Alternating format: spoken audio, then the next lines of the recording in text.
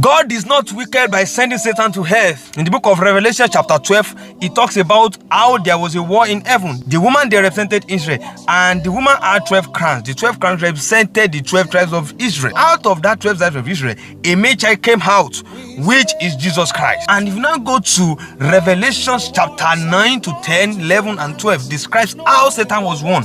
And how was he won? By the blood of the Lamb. So when Jesus died and he resurrected, Satan was won. And after he was won, there was a great joy in heaven. And Satan, which is the dragon, which is still the devil, was sent to earth. First of all, God did not create Satan.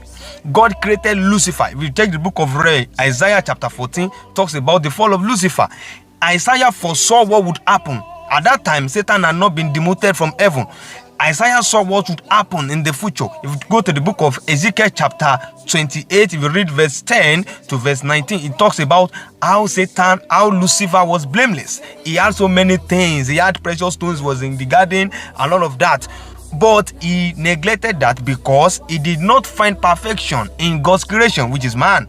So, and he wanted to find fault in it. So he was accusing, he was tempting, he was opposing God's creation every time. After Lucifer rejected God's design, he became Satan. Now Satan means opposition, or someone who opposes and accuses. So that's who he became. So God did not create Satan. Lucifer became Satan. God is not responsible for all those things that you see that you have been blaming God for. It is not God. In the beginning, God created man and gave him inheritance. Satan didn't like that. So it was like, oh, these people are imperfect. They are unworthy of your glory.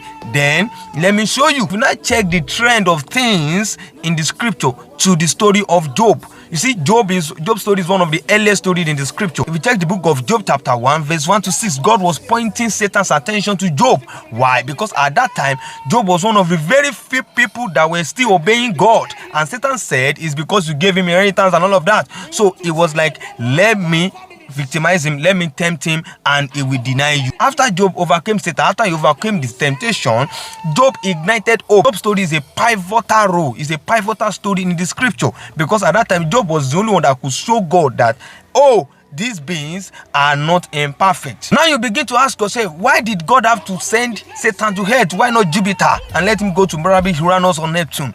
Why was it earth? It's because it is the earth that contains the people that he opposes. It is the earth that contains the people that he says they are unworthy.